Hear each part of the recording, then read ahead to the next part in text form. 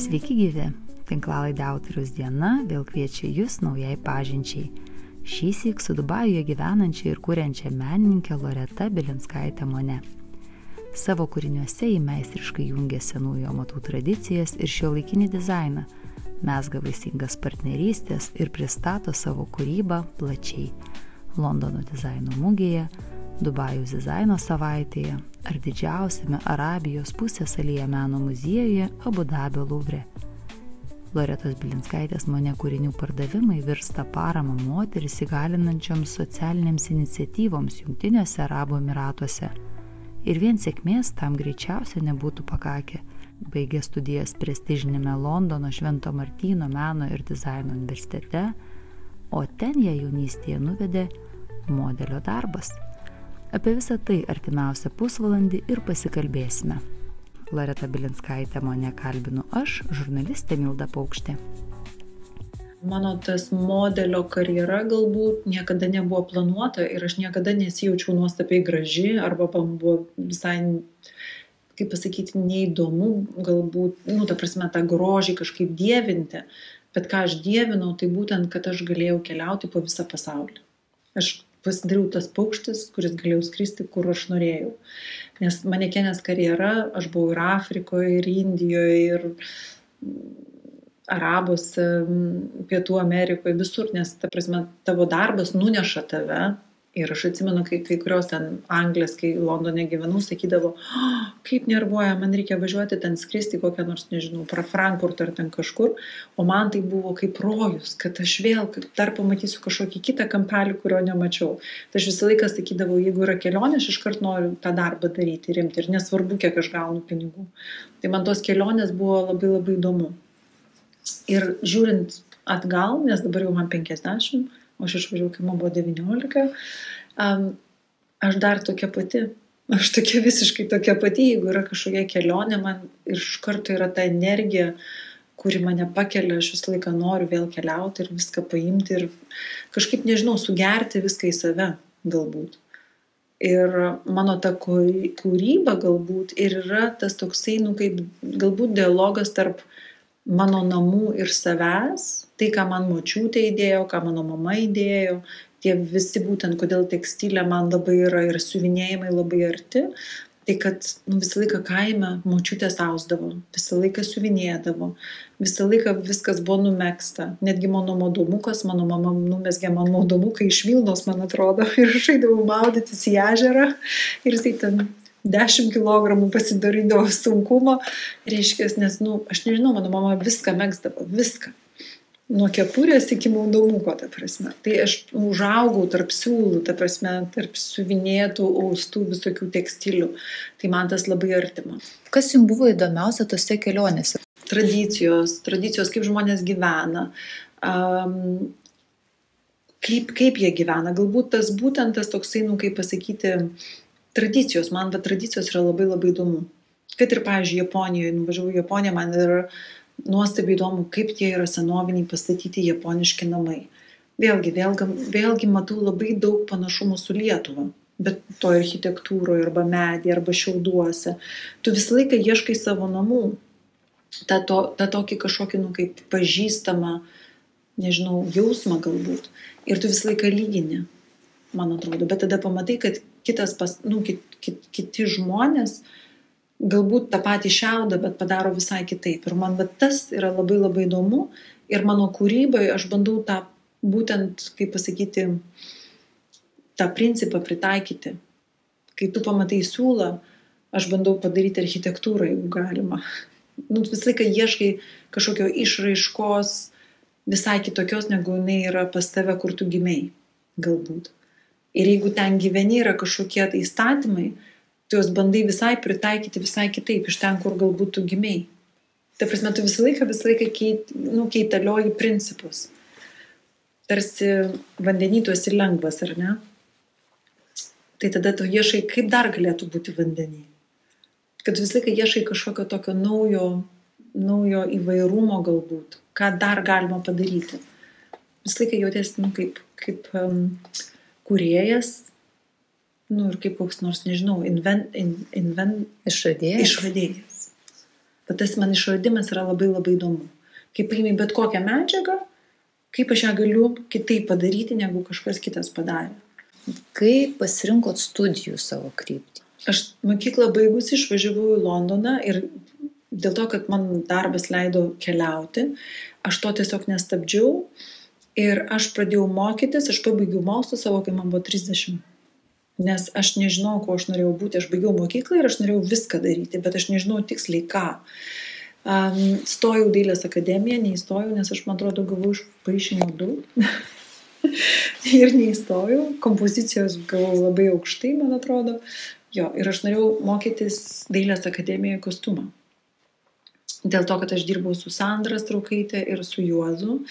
Ir aš dirbau jiems manekenę, bet tai buvo grinai dėl to, kad man labai patiko kartu bendrauti ir žiūrėti, kaip Juozas kūrė, kaip Sandra kūrė. Man ta kūryba buvo labai labai įdomi. O kad aš buvau manekenė, man buvo visai, neįdomu. Bet kur aš buvau, man buvo labai įdomu. Ir tada, kai aš nuvažiavau į Londoną, buvo tas pats, nes aš ėjau į Vivienne Westwood, pavyzdžiui, siuvimo ateljė ir kurdavo ten sukneles ant manęs. Aleksandro McQueeno buvo lygiai taip pat eidavo į studiją ir jie visą kūrė ir ant mano kūno. Ir Aleksandras McQueenas pirmą kolekciją sukūręs darė mano viso kūno tokį kaip bustą. Ir dabar tas bustas yra Mo muziejuje New York'e. Man buvo tada 19 metų. Ir tas visas procesas yra žymiai įdomesnis negu kažkur eiti ir mokytis. Tai yra patirtis, man atrodo. Ir tada aš žinojau, kad aš noriu eiti į St. Martinsų mokyklą, nes Aleksandras McQueenas tenais mokėsi. Aš jau ten eidavau labai dažnai matuotis visų drabužių ir taip toliau su juo. Ir tada supratau, kad aš tikrai labai norėčiau ten mokytis. Būdama St. Martinsuose ir mokydamasi tą taikomąją dailę, man iš tikrųjų atvėrė visai įdomią poziciją, kaip galvoti, pavyzdžiui, apie meną. Tave ištisai klausdavo, kokį tu pasirenki techniką.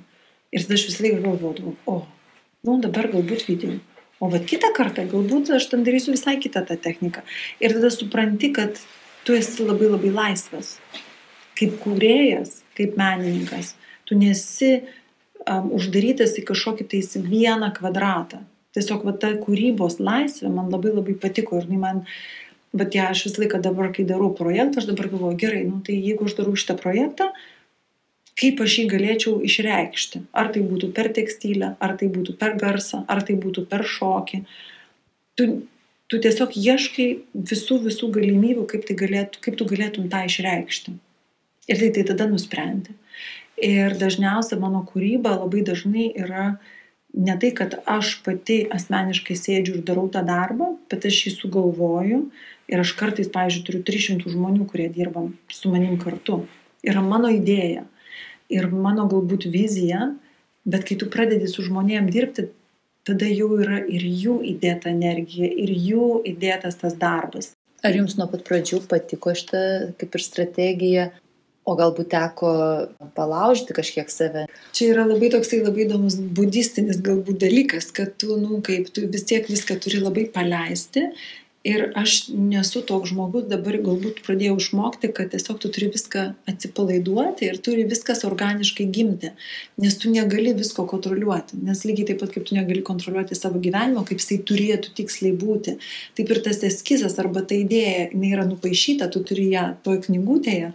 Bet galinis variantas, kuris jisai bus, yra kaip kūdikis, kuris vystosi ir jisai gyvena pats savaime ir tu turi su žmonėms sutarti arba nesutarti, bet jisai tiesiog organiškai auga, kaip kokios, nežinau, kaip mielės ar kažkas tais. Ir finale gaunasi tas projektas ir kartais galvoju, bet tai visai yra kitaip, negu aš įsivaizdavau. Visai kitaip.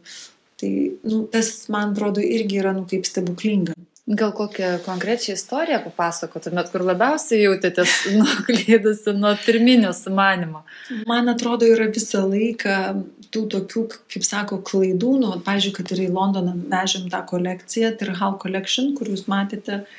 Aš dirbau su 16 skirtingų audėjų, kurios turi savo, kaip pasakyti, savo asmenybę ir savo technikas, kaip jos dirba ir taip toliau. Ir mes nutarėm, kad siūlus dažys 16 skirtingų moterų, bet mes davėm labai labai gerą paletę, kad turi būti būtent tarp to ir tos spalvos. Ir tada, kai jie atneša visi, tas 16 moterų atneša tas mėlynas spalvas, aš suprantu, kad jos visiškai yra kitokios. Visiškai. Ir tada yra tokia panika, nes aš galvoju, laiko nebėra, austi reikia. Ir mes pradedame austi ir aš matau, kad yra dar gražiau, negu aš įsivaizdavau. Tai tu tiesiog išmoksti labai daug tiesiog paleisti ir tiesiog būti tame laike. Jums tapo daug aiškiau po studijų metų, ką jūs čia turit veikti šitam pasauliu ir kaip susidėlioti savo karjerą? Man atrodo, mes daug ką galim išmokti iš mokyklos, bet galiausia tai yra, kaip tu įsivaizduoji, kas tau patinka. Ir aš atsimenu, kai siuvinėjau savo diplominį darbą Davidą Beckhamą, aš siuvinėjau Lietuvoje, Svėdasų kaime su savo visa šeimyna ir mano dėstytoja pasakė, tavo darbas yra tik tai feministinių pakraipų, dėl to, kad tu ėmei siuvinį ir tu siuvinėjai. Ir aš labai labai smarkiai susiginčiau su ją, nes aš sakau, kad čia yra tiesiog, kas yra David Beckhamas šitoj kultūroje ir kas yra Davidas Beckhamas mano kultūroje, yra labai labai skirtingos pozicijos. Ir kad aš jį siuvinėjau, aš dėl to jį siuvinėjau, dėl to, kad aš norėjau, kad tai būtų labai kažkas labai brangaus ir labai daug įdėta laiko. O jinai tą matė kaip iš visai kitos pozicijos, dėl to, kad aš ėmiau tą siūlą ir siuvinėjau su siūlu. Ir tarsi tas toksai, kaip pasakyti, tos mokyklos galbūt rėmai, kaip tave įvertina mokykloje, kaip jie mato iš meno kritikos pozicijos, aš kažkaip išėjau tokia, aš noriu viską sulaužyti. Aš nenoriu turėti mene kažkokių įstatymų, kurie neduoda tau laisvės. Aš noriu būti laisva, nes menas vienintelė yra profesija, kurioje gali būti laisvas ir neuždarytas į kažkokią tais galbūt dėžę. Ar nesat nudegus ar bent apsvilus dėl tokio požiūrio? Aš manau, kad labai dažnai galbūt būtų geriau dirbti galvoje vienoje sferoje, nes tada galbūt daugiau būtų komercinė ir tave galėtų gal geriau parduoti ir galbūt aš užsidirbčiau daugiau pinigų. Bet tiesiog tu nori daryti, viduje yra intuicija, kurią tu jauti ir sakai, aš noriu eiti į tą pusę arba į tą pusę. Ir gyvenime mes norime vis tiek viską išbandyti ir kaip sako, tuos visus įstatymus galbūt, nežinau, kaip pakeisti galbūt, kiek galime. Jeigu jie yra geri, tai gerai, bet jeigu jie yra nelabai kokie, tai aš manau, būtų labai faina juos išmesti ir pakeisti kitais galbūt. Na ir tada atsidūrėt Dubajui. Kaip jūs ten apskritai atsidūrėt? Kartais galbūt būna kažkoks likimas, aš net nežinau, kur Dubajus yra iš tikrųjų 2003-aisiais, bet mano vyras gavo darbą ir mes ten išvažiavome. Ir tada aš iš tikrųjų nelabai žinojau, ką aš turėčiau ten veikti, nes buvo labai tuo laiku Dubajuje iš viso žmonių nebuvo, europiečių nebuvo, buvo galbūt labai mažai visko, nes buvo labai labai arabiška ir man buvo labai egzotiška tada tuo laiku, nes aš nieko nežinojau apie arabų kultūrą, apie arabų moteris ir vėlgi man tas labai labai patiko. Ir aš kažkaip, visą laiką, bet kokioj situacijoje aš būdama, man yra labai labai smalsu viską susipažinti su kultūra. Ir aš, pavyzdžiui, neturiu tokių, kaip pasakyti, užbrėžtų, nes kartais lietuviai sako, ten buvo, man atrodo, netgi karas tada, kai aš išvažiavau, buvo tarp Irako, visai šalia. Ir sako, tu ten važiuoji, kur bombarduoja, kur yra karas, kaip tu ten? O ten yra visai kitaip ir tu supranti, kad galbūt egzotiška būti tuo laiku, būtent toj šaly ir visai netoli to viso, kaip pasakyti, kultūros. Ir tiesiog man kažkaip aš labai suradau tą tokį, kas yra tarp lietuviškumo ir tradicijų, aš ten radau daug ką tenais labai tokio pačio. Pradėjau ieškoti močiučių, kurios audžia, arba kurios daro kažkokius tokius, etnografinius dalykus. Ir aš suradau Raudonajam kryžiui visas moteris, kurios būtent dirba su tais visom tom tradiciniam beduinų technikom. Ir aš tada supratau, čia yra mano namai. Nes tada tos mano tikros lietuviškos audėjos močiutės pasidarė ten, kur aš gyvenu, aš jas suradau tokias pačias. Ir aš supratau, kad jos yra visiškai tokios pačios kaip mūsų močiutės. Jos nieko nesiskiria, tik tai yra skirtingos spalvos, galbūt biškai skirtingos technikos, bet man buvo labai labai artima. Ir tada jos nesuprato, kad kažkokia jauna moteris, jau baltais plaukais ateina, žiūri, stebės. Tai tas kontrastas galbūt kultūrinis, joms buvo labai, jos paėmė mane į glėbį ir tiesiog iš karto aš tapau viena iš jų. Ir labai šiltos, kaip ir visos močiutės. Ar jūs matėt kokią nors močiutę, kuri nepriimtų kažko? Jos visą laiką viską priima. Ir labai tave, kaip įvaikina galbūt, nežinau kaip pasakyti. Ir šita visa kolekcija turbūt būtent yra gimusi iš tų visų močiučių laiko, kai mes buvome kartu. Aš visą laiką jų klausiu daug klausimų.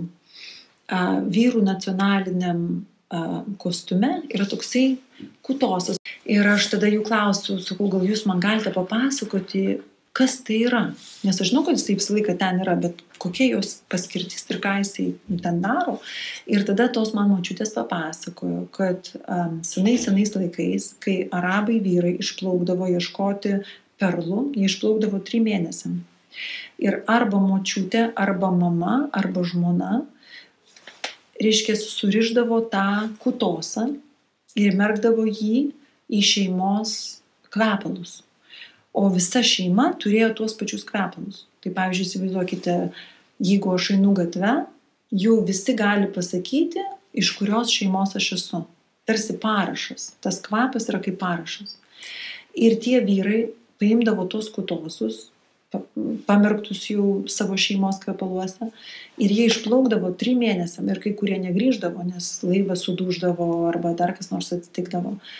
Ir tas kutosas tiems vyrams buvo būtent tas kvapas iš namų, kur yra surištas iš meilės. Ir tai yra vienintelis dalykas, ką jisai gali atsiminti, kaip jo namai yra. Tai man tas kutosas tapo tokiu, labai labai labai gražiai istorija ir tokia šilta, nes tai yra apie namus. Tai yra, ką tu išsiveži, kai tu keliauji. Ir aš tą istoriją paėmiau savo, nes aš galvoju, aš esu ta kelioninkė, kur aš esu iš namų toli. Tas konceptas man buvo labai labai labai gražus. Ir tada aš jį pasiėmiau ir tada galvoju, kaip aš jį galiu pritaikyti į mūsų modernų pasaulį. Ta prasme, kuriame mes gyvenam dabar. Ir kvapas, man atrodo, yra labai svarbus namuose. Bet kokiam dizaino, kaip pasakyti, formui. Ir aš tiesiog bandau jį kažkaip, nežinau, visai kitaip pateikti.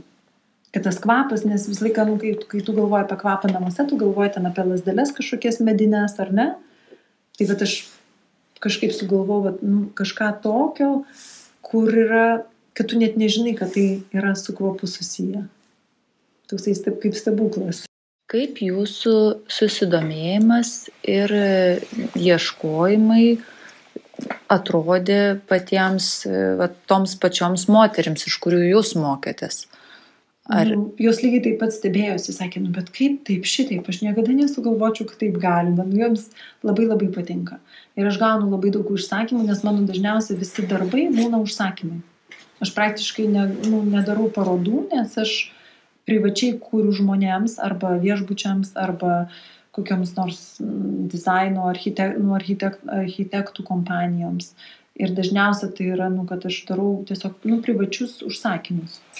Kiek daug gali tilpti tokiame objekte? Matau ir skirtingą medžiagiškumą. Čia medvilnė greičiausiai, ar ne?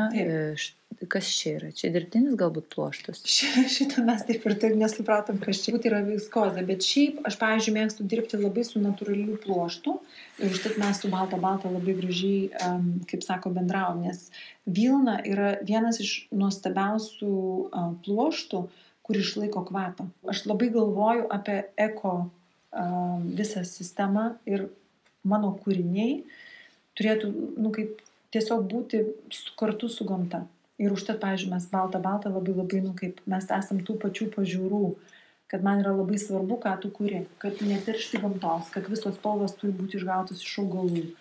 Man tas yra labai svarbu irgi. Tai papasakokit dabar apie patį procesą. Tai kaip užgimsta tas kutosas? Visos šitos technikos man močiutės parodė dėl to, kad jos sako, kai yra kupranugaris dykumoj ir tu jį nori kažkaip ten, pavyzdžiui, vestuvėms gražiai papuošti, tai jos darydavo tokius sukimus tarp aukso ir spalvos, grinai išlaikyti ar ten savo ožkas, ar ten savo kupranugarius. Tai čia grinai yra iš tų močiučių atėję visos kaip technikos. Ir tik tai aš jas tiesiog sumodernizuoju ir duodu jam kitą paskirtį, ne kažkokiem gyvuliams laikyti, bet tiesiog turėti kaip interjero detalę. Molį irgi dar tariau, nes čia yra toksai, molį, čia tas pats rišimas yra toksai pat kaip ir visų šitų, ta prasme, mažų tų tarbušių, jie vadinasi tarbušiai, bet aš dar norėjau įdėti tokį užbaigimui, įdėjau molio, todėl kad pas arabus namuose jie laikydavo vandenį moliniam puode. Kiekvienose arabų namuose. Tai aš įdėjau būtent tą arabiško vandens, kaip pasakyti, formą.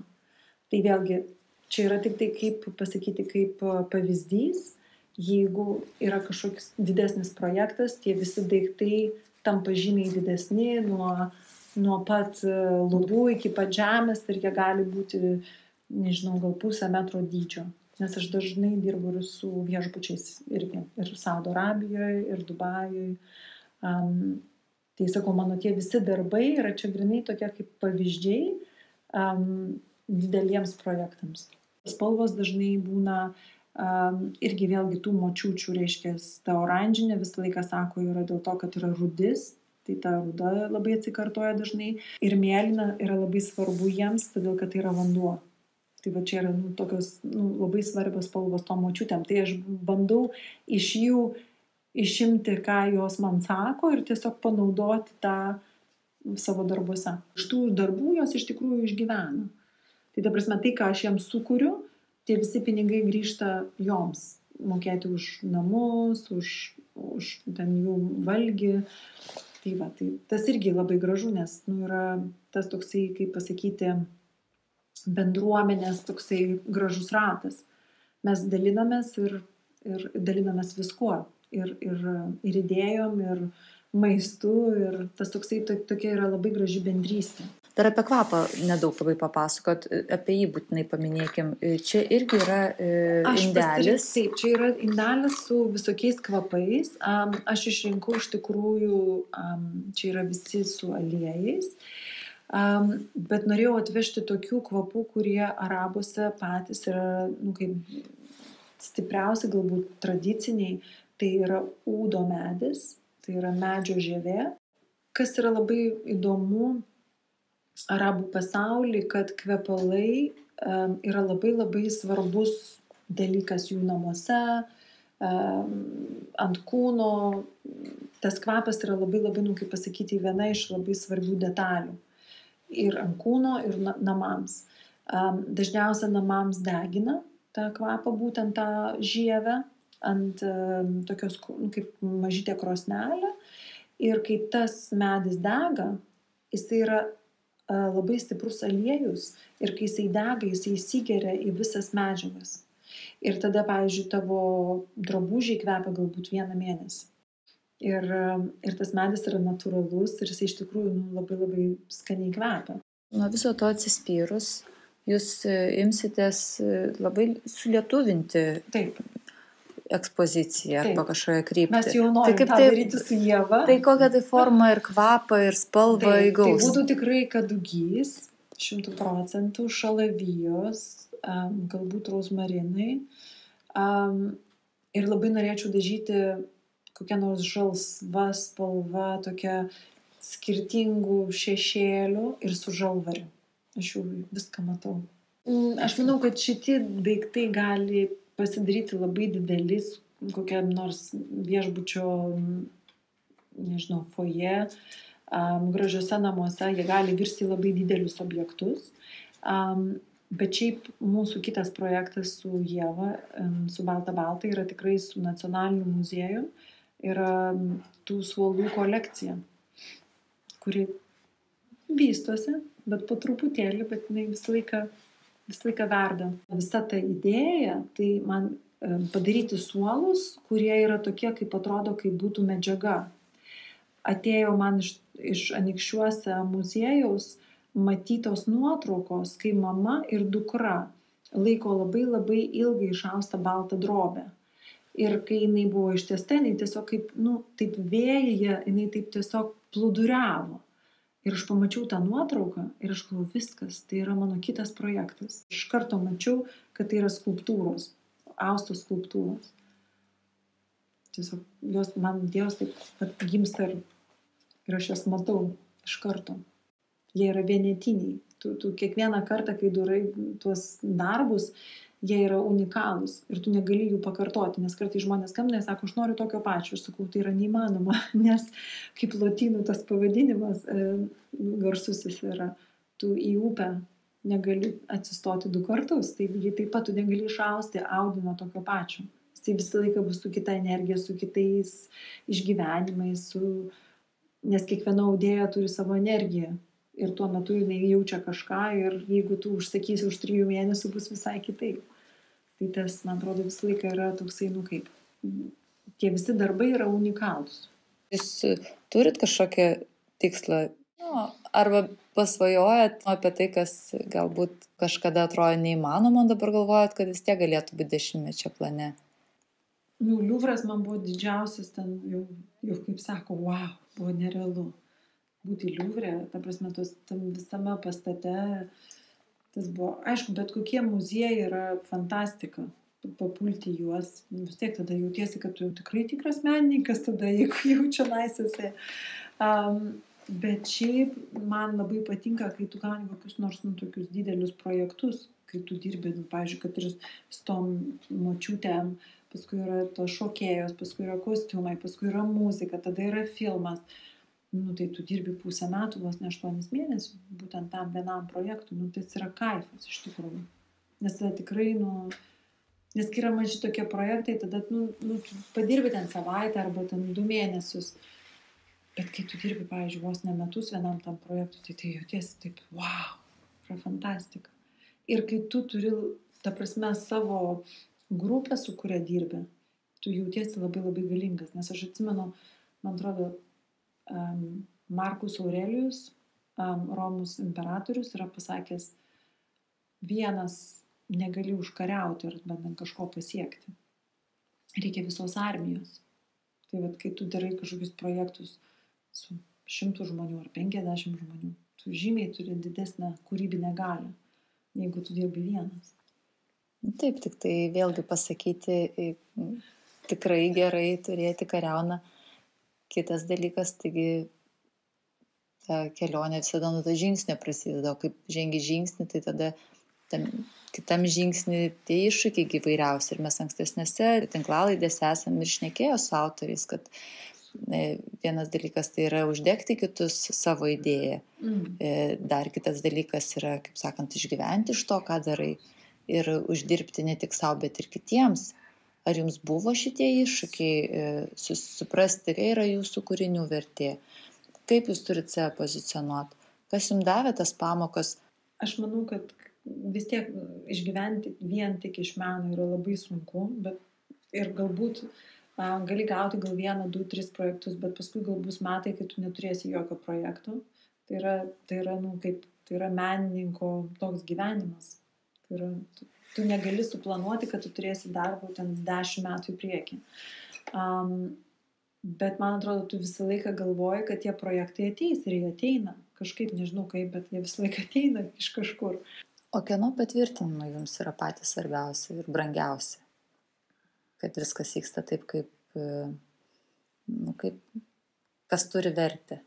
Man atrodo intuicija vidinė, nes tu tikrai žinai viduje, kur tu norėtum būti ir ką tu norėtum daryti.